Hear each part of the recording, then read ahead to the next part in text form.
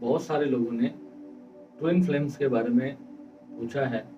क्या सच में हमारा कोई ट्विन फ्लेम होता है जो बिल्कुल हमारे जैसा होता है और वो कभी ना कभी हमें अपने जीवन में मिलता है? ट्विन फ्लेम्स वास्तव में होते क्या हैं? क्या हमारे जीवन में सच में ट्विन फ्लेम का कोई अस्तित्व होता है? तो आज इसका पूरा A to Z विश्लेषण मैं आपके लिए लेकर के आया हूँ। ट्विन फ्लेम्स क्या हैं, कैसे हमारे जीवन में हमें मिलते हैं और कितना इंतजार करना पड़ता है ये समझने के लिए कि कौन हमारा ट्विन फ्लेम है। दोस्तों, ट्विन फ्लेम्स जो होते हैं, आपने हर जगह ये सुना होगा। ट्विन का मतलब होता है जुड़वा या एक जैसी प्रकृति के दो इंसान, एक जैसे विचारों वाले दो इंसान, एक जैसे जीवन को जीने वाले दो इंसान। वो किसी भी प्रकार से किसी भी फील्ड में हो सकते हैं, किसी भी शहर में, दुनिया के किसी भी कोने में रह सकते हैं और किसी भी तरीके से वो मिल सकते हैं। और क्या ट्विन फ्लेम सिर्फ एक ही होता है? क्या ट्विन फ्लेम हमारा कई लोगों के साथ नहीं सध सकता, जैसे कि हमारी बहुत सारे लोगों के साथ बहुत गहरी मित्रता हो? क्या ऐसा सच में होता है? दोस्तों, मैं जो भी चीज बताऊंगा अपने अनुभव से बताऊंगा। वो व्यक्ति जो हूबहू आपके जैसा है, हूबहू जिसका आपके साथ बैठते ही जिसकी एनर्जी आप पर काम करना शुरू कर जाती है, वो आपका ट्विन फ्लेम होता है। जिस व्यक्ति के साथ बैठने पर आपको बहुत अच्छा लगता है, जिस व्यक्ति के साथ समय बिताने पर आपको बहुत ही मधुर वाइब्रेशंस फील होती हैं, आपका मन अंदर से बहुत ज्यादा प्रसन्न होता है, वो व्यक्ति आपका ट्विन फ्लेम होता है। अब आप कहेंगे कि ऐसा तो बहुत सारे लोगों के साथ मुझे फील होता है। ऐसे भी लोग होंगे जिनके आपके ऑरा में आते ही, आपके ऑरा में यानी कि आपसे 6-7 फीट की दूरी के दायरे में आते ही आप कभी नोटिस करना, जितने भी लोगों से आप अपने जीवन में मिलते हैं, आपके मन पर और आपके विचारों पर एक अलग सा प्रभाव होगा। और जो ट्विन फ्लेम होगा वो चाहे आपसे हजारों किलोमीटर दूर भी क्यों ना हो, परंतु आप दोनों हर वक्त एक समय में एक ही बात सोच रहे होंगे। बाई चांस कुदरत में एक घटना घटती है कि किसी को किसी का ट्विन फ्लेम मिल जाता है, और अगर आपको आपका ट्विन फ्लेम मिला तो धीरे धीरे वक्त के साथ आपको पहचान होगी कि क्या ये व्यक्ति मेरा ट्विन फ्लेम है या नहीं है। और अगर आपने ठीक ठीक उसकी पहचान कर ली तो आपको बहुत बेहतर जीवन आपको उसके साथ जीने को मिलेगा। आप समझ पाएंगे कि आपकी खुशी में जो है कई गुना मल्टीप्लाई हो गई है। आप जितने भी जीवन में परेशान हो, हताश हो, कोई ना कोई आपके जीवन में एक व्यक्ति ऐसा जरूर होगा जो आपकी हर बातों को सुनता होगा, ना सिर्फ आपके पेन को अपना पेन समझकर उस दर्द को महसूस भी करता होगा। ऐसा बहुत सारे लोग बताते हैं कि कोई दोस्त है, उसके एक दोस्त को कोई चोट लग गई और दूसरे दोस्त को भी उतना ही दर्द महसूस हुआ। अब वो दर्द जो है वो ऐसा नहीं होगा कि उसको चोट का दर्द हो रहा है तो उसको भी चोट का ही दर्द होगा। उसको जो दर्द होगा वो कहीं दूर भी होगा उससे, उसके मन में अचानक से जो है दुख की भावनाएं आनी शुरू हो जाएंगी। वो एकदम से स्तब्ध हो जाएगा, एकदम से शांत हो जाएगा, और उस व्यक्ति को ऐसा फील होगा जैसे जीवन में कुछ है ही नहीं, कि कुछ है जो मुझसे बहुत दूर है। कोई एक ऐसी चीज है जो मेरे एनर्जी वर्तुल को पूरा नहीं कर रही है। जब भी आपके साथ इतना डाउन आप अंदर से फील करते हैं तो आपको आपका भीतर से मन आपको ये चीज बताएगा, आपकी आत्मा आपको ये चीज बताएगी कि किस व्यक्ति के साथ कितना समय बिताने के बाद आपको ट्विन फ्लेम जैसी फीलिंग आती है। और ट्विन फ्लेम 1001% होते हैं। उसको मैं ट्विन फ्लेम का नाम दे दूं या उसको मैं हमसफर का नाम दे दूं, और ये जरूरी नहीं है दोस्तों। यहाँ पर ईमानदारी से इस बात को मैं कहूंगा, ये बहुत जरूरी नहीं है कि आपकी पत्नी है या आपका पति है या आपका कोई दोस्त है या आपके माता पिता हैं या कोई अननोन पर्सन जो है वो आपका ट्विन फ्लेम बन करके आपको मिल जाएगा। ये जरा भी जरूरी नहीं है। और 99% केसेस में ऐसा ही होता है कि हस्बैंड वाइफ जिनकी खास तौर पे अरेंज मैरिज हुई होती हैं, या मैंने देखा है लव मैरिज भी हुई हो, तो भी उन लोगों को अपना ट्विन फ्लेम नहीं मिला। अगर ट्विन फ्लेम नहीं मिलता तो जीवन में हमेशा एक कमी बनी रहती है। अब जो कमी बनी रहेगी उसको आप कैसे जज करोगे? अब ये तो नहीं कहोगे इस बात का हवाला देकर कि आप अपने पति पत्नी को प्रेम देना बंद कर दोगे कि ये मेरा ट्विन फ्लेम नहीं है। बहुत सारे लोग हैं जीवन में जो सेक्सुअल रिलेशनशिप्स को लेकर के बहुत ज्यादा दुखी, परेशान, हताश रहते हैं, कितने लोग हैं इन चीजों में दब करके सुसाइड तक जैसे अटेम्प्ट भी कर लेते हैं। उनको इस बात को समझना चाहिए कि हमारा जो देश भारत है, यहाँ पर हमारा एक समाज बना हुआ है और इस समाज की बहुत सारी मर्यादाएं हैं और आपको अपने उस समाज की सभी मर्यादाओं का पालन करके जीना चाहिए। क्योंकि अगर आप उस समाज की मर्यादाओं का पालन नहीं करेंगे तो फिर आपको देख करके दूसरे भी ऐसा ही करेंगे, तो फिर वही जंगल राज शुरू हो जाएगा। और जंगल राज में वहां पर हथियार भी होंगे, वहां पर मारकाट भी होगी, छीना झपटी भी होगी और एक ही कानून होगा जिसकी लाठी उसकी भैंस।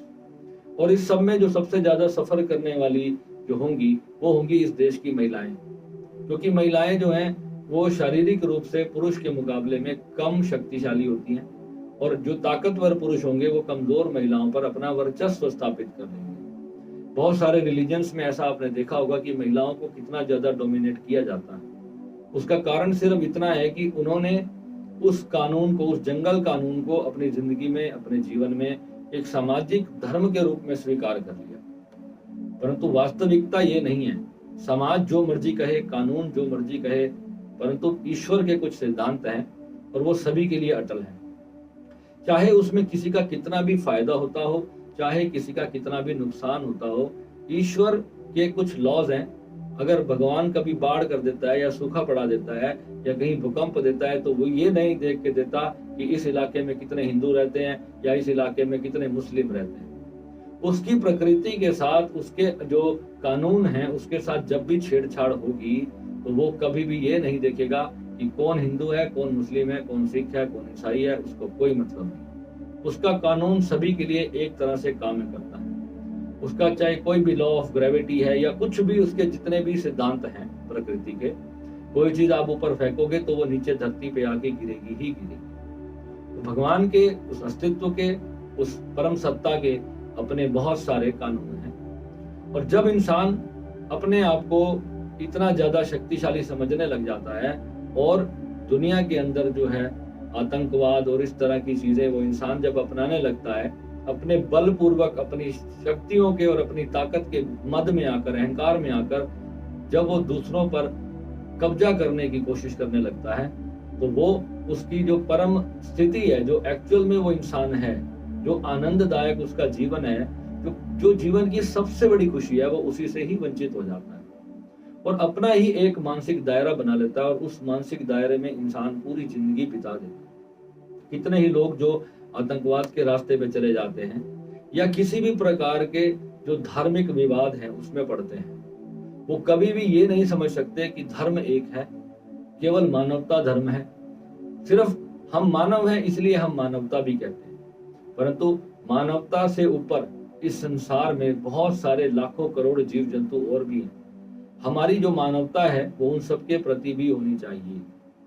हमारा अस्तित्व के प्रति, हमारा इस नेचर के प्रति, ये पेड़ पौधों के प्रति भी मानवता पूर्ण जो है हमारा व्यवहार होना चाहिए।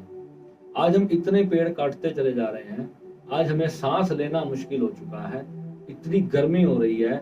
आप देखो कि बिना एसी के आप 5 मिनट भी सरवाइव नहीं कर पा रहे हो। आप मिडिल क्लास फैमिली से हैं या कुछ अमीर घर से हैं, आप लोग एसी अफोर्ड कर सकते हैं। कभी आपने गरीब व्यक्ति का सोचा कि वो इतनी 50-48 डिग्री की भीषण गर्मी में कैसे सरवाइव करता होगा, जब आप लोगों के लाखों एसी एक साथ चलते हैं? कभी आपने सोचा कि ये इतना हीट पैदा कर रहा है? ये जो बाढ़ें आ रही हैं, जो इतनी आपातकाल मचा हुआ है, हर तरफ जो है बिना मतलब के अनाप शनाप वर्षा हो रही है और कहीं सूखा पड़ रहा है, इसका कभी आपने अंदाजा लगाया?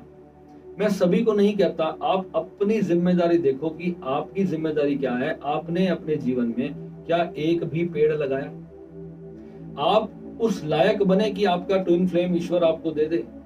ईश्वर आपसे दुश्मन बना हुआ है क्योंकि आप ईश्वर के टोटली अगेंस्ट हो चुके हो।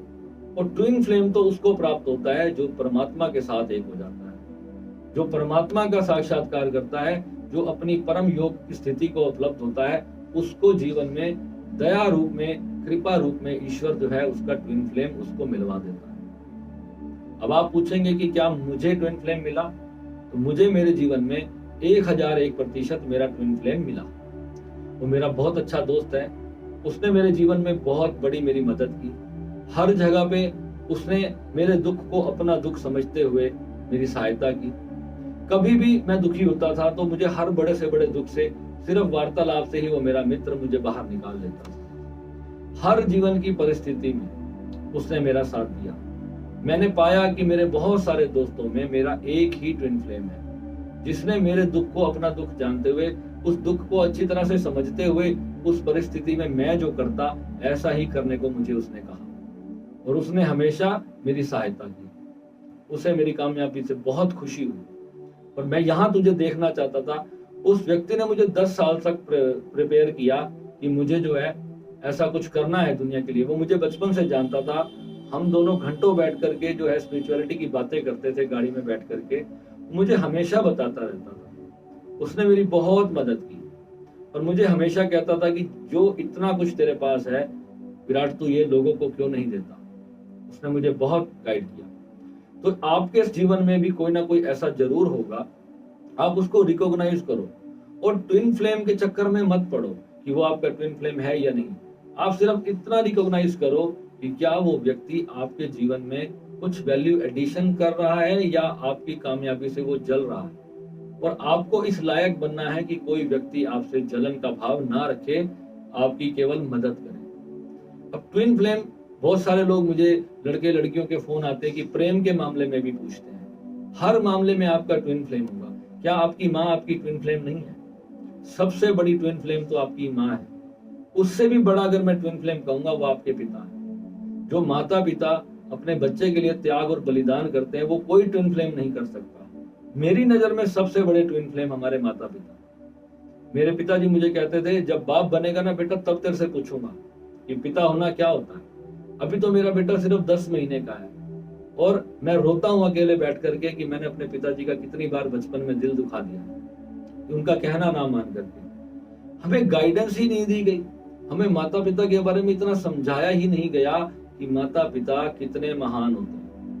आज मेरा बेटा जरा सा बेड के किनारे पर आ जाता है तो मेरे दिल की धड़कन तेज हो जाती है कि बच्चा बेड से नीचे ना गिर जाए।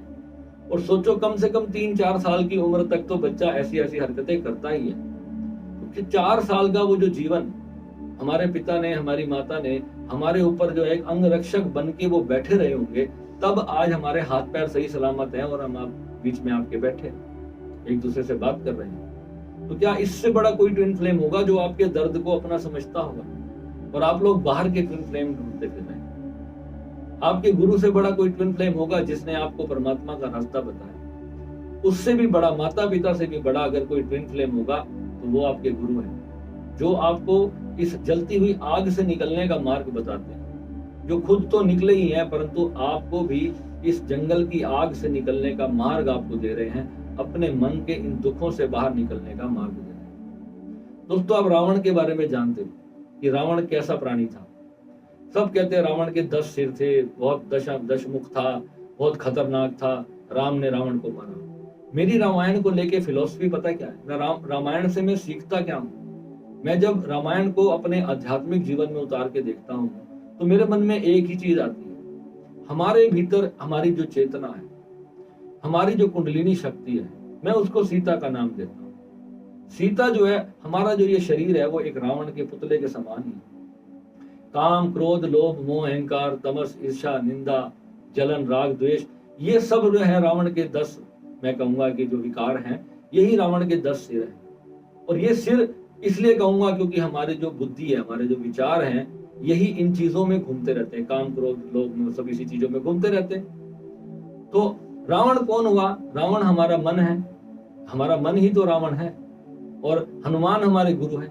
श्री गुरु चरण सरोज रज, मेरे गुरु जी कहते थे कि गुरु जी के चरणों में लग जा और वो तेरे को निकलने का रास्ता देंगे। हनुमान जी ही हमारे वास्तविकता में गुरु हैं। तो जो गुरु है वो हमारे हनुमान जी हैं, जो उस सीता रूपी जो नीचे 7 समुंदर पार जो कहीं जा करके भव कुंड में फंसी है, वहां से उसको निकाल करके वापस ऊपर सहस्त्रार चक्र में राम जी से मिलाने का जो कार्य करते हैं वो हनुमान जी करते हैं। उसकी खोज लगाते हैं। और जब मैंने अंदर से पूरे स्ट्रक्चर को स्टडी किया, हमारी बॉडी के, हमारे 7 चक्रों के, हमारे 7 शरीरों के, कितने कितने हमारे अंदर कौन कौन से चक्र पे कौन कौन सा देवता है, कौन कौन सी देवी है, ये डाकनी शाकनी, ये सब हमारे भीतर बैठे। जैसे जैसे तुम्हारा एक एक चक्र जागृत होता रहेगा, वैसे वैसे उस चक्र की देवियां आपके ऊपर कृपा करनी शुरू करेंगी और एक एक देवता, एक एक देवी आपके साथ होने लगेगी। फिर आपकी कभी ऐसी अकाल मृत्यु नहीं होगी, और कोई चाहेगा भी आपको अकाल मृत्यु पहुंचाना, उसकी मृत्यु तो स्वयं काल बनकर उसके सिर पे नाचेगी। क्योंकि जब आप नेचर के साथ, अस्तित्व के साथ जुड़ते हो, आपको पता ही नहीं है कितने देवी देवता हैं जो हमारी रक्षा करने के लिए हमारे साथ खड़े। ये शरीर की मृत्यु से कुछ नहीं होगा, ये लाखों बार शरीर मरेगा, पैदा होगा, आप किसी को भी मार नहीं सकते। आप जान से मार दो, वो फिर जन्म लेगा, आप फिर मार दो, वो फिर जन्म लेगा। ये धरती की आबादी तब तक बढ़ती चली जाएगी जब तक संपूर्ण सर्वनाश नहीं आ जाएगा, जब तक पूर्ण प्रलय नहीं आएगी। आप किसी हिंदू को समाप्त नहीं कर सकते, किसी मुस्लिम को समाप्त नहीं कर सकते, किसी जैन, बौद्ध या सिख को, किसी को भी समाप्त नहीं कर सकते। एक चूहे को भी आप समाप्त नहीं कर सकते, उसकी भी चेतना दोबारा जन्म लेगी। क्योंकि चेतना जो है वो परमात्मा की अजर अमर अविनाशी चेतना है, उसे मारा जा ही नहीं सकता। और जिसने अपने शरीर से परे जाकर के इस सत्य को देखा है, वो ये बात कह सकता है। और जो केवल अपने शरीर में बैठे हैं और संतों को केवल एक टीवी प्रोग्राम की तरह सुनते हैं, वो वहीं तक सीमित रह जाएंगे, उससे आगे वो जान ही नहीं पाएंगे। क्योंकि इसको जानने के लिए बहुत बड़ा जो है सफर करना पड़ता है, बहुत बड़ी यात्रा इसमें आपको करनी पड़ती है। तो तब जाकर के आपको पता चलेगा आपके ट्विन फ्लेम्स जो हैं वो वही है जिन से आप सब कुछ सीखते हो, वो सभी आपके ट्विन फ्लेम्स हैं। क्योंकि आप स्वयं ही एक ही फ्लेम हो, वहां ट्विन दूसरा है ही नहीं कोई। परमात्मा केवल एक है जो सभी के भीतर समान रूप से जागृत है, वहां कोई ट्विन है ही नहीं, दूसरा कोई है ही नहीं। आप अब्दुल हो या अब्राम हो या रहीम हो, इससे कोई फर्क नहीं पड़ता, आप सभी एक ही नूर थे, सब जग उपजा, कौन भूले कौन मंदे। गुरु नानक देव जी ने ये बात कही थी, बचपन में हम सुनते थे, एक भजन आता था, एक वाणी के शब्द गुरुद्वारे से आवाज आती थी, मैं सुनता था। और बड़े होकर जब उनके मतलब जब मैंने समझने शुरू किए, उसका मतलब क्या है कि एक नूर है जिससे सारा जग उपजा। अब यहाँ पर कंपटीशन क्या है कि मेरा गुरु बड़ा, मेरा भगवान बड़ा, मेरा ध्यान बड़ा, मेरी भक्ति बड़ी, कृष्ण की भक्ति बड़ी या राम की भक्ति बड़ी, हनुमान की करूं या काली माता की करूं, तंत्र विद्या करूं या क्या करूं। लाखों करोड़ों पद्धतियां हैं उस एक नूर की, उस एक नूर से लाखों करोड़ों पद्धतियों ने जन्म लिया है और आने वाले अरबों साल तक ऐसे ही चलता रहने वाला है।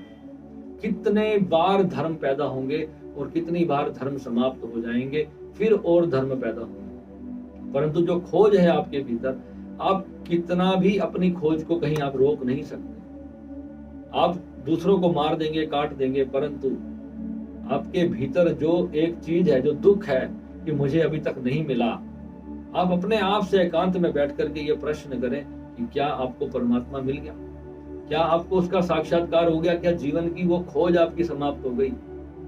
जैसे कोई व्यक्ति 5000 किलोमीटर का सफर तय करने जाता है, पर अभी वो पैदल चल रहा है, क्या उसकी वो मंजिल आ गई। और जिसकी मंजिल आ गई, उस व्यक्ति से पूछो कि वहां पहुंचने का सुख क्या है, वहां पहुंचने का आनंद क्या है।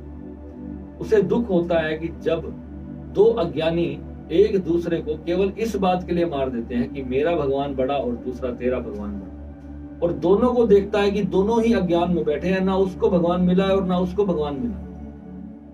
अब उदयपुर की घटना पे दिल इतना दुखी है कि मैं बता नहीं सकता। मारने वाले को भी नहीं पता कि वो क्यों मार रहा है, और बेचारा जो मरा है वो तो बेचारा मर ही गया, उसने तो अपने प्राण ही खो दिए। अब सिर्फ सांप मर चुका, सांप चला गया, अब हम उसके लिए लाठियां मार रहे हैं, लकीर, अब कानून की कार्रवाइयां, और ये सब हजारों सालों से यही सब भी तो चलता आ रहा है इस देश में। आपने देखा क्या किसी और देश में, भारत में, इस दुनिया में 200 के आसपास देश हैं, कभी आपने देखा कि दूसरे देशों में धर्म के लिए मार दिया गया हो एक दूसरे को? बहुत कम, रेयर चांस होते हैं। और भारत जो सबसे बड़ा धार्मिक देश अपने आप को कहता है, क्या ये यहाँ का धर्म होगा? क्या ये ज्ञान हम दे के जा रहे हैं कि एक दूसरे के सिर काट डालो?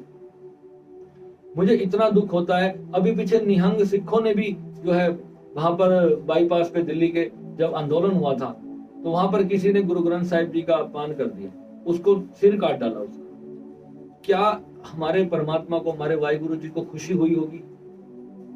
हम किसी को भी मारते हैं तो क्या भगवान इससे खुश होते हैं? क्या भगवान को किसी ने गाली दे दी, क्या भगवान को हमारे जैसे तुच्छ इंसानों की दी हुई गाली लग जाएगी क्या हमारी इतनी औकात है कि उस परमात्मा को हमारी गाली लग जाएगी? हमारी चींटी से भी छोटी औकात है और हम परमात्मा को गाली दे देंगे क्या? कोई भी उसको गाली दे नहीं सकता।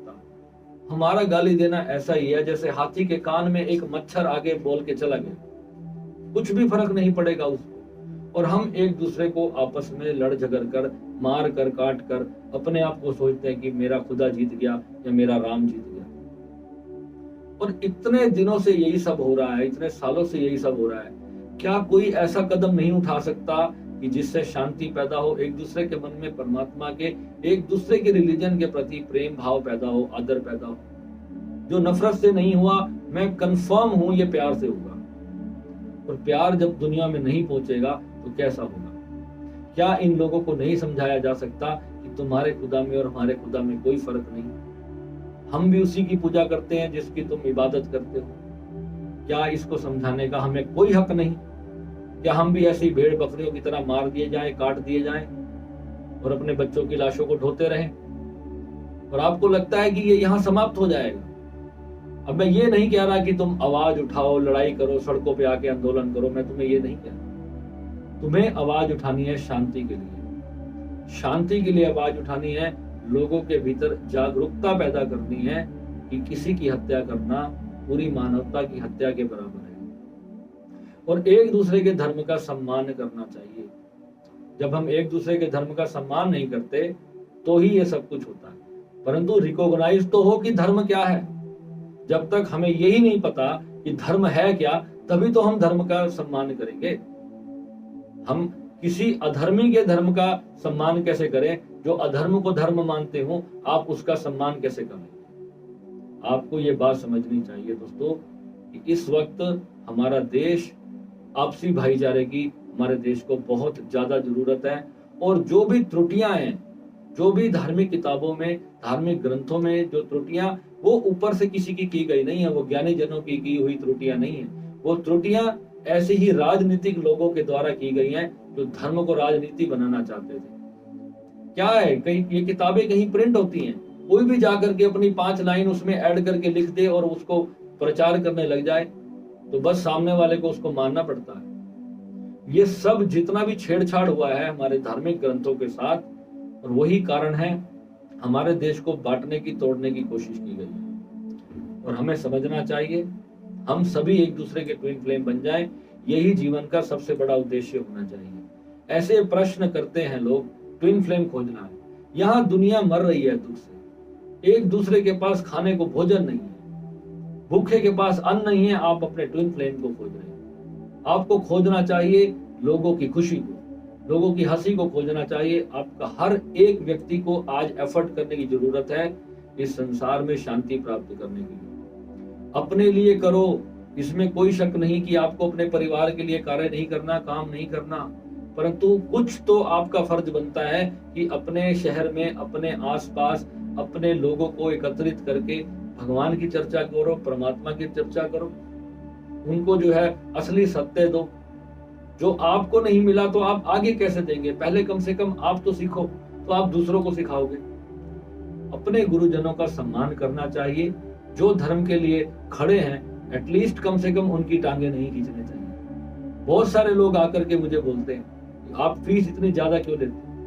अरे भैया, तुम मेरी जिम्मेवारियों को क्या जानते हो, कितना जानते हो? मेरे ऊपर मेरा पूरा परिवार है, मैं अकेला व्यक्ति हूँ और मैंने अपने पूरे जीवन को इस कार्य में लगाया। मैंने तो सोचा भी नहीं था कि परमात्मा के मैं रास्ते पे चलूंगा तो परमात्मा मेरी इतनी बड़ी सब ताकत बन के पीछे खड़ा हो जाएगा।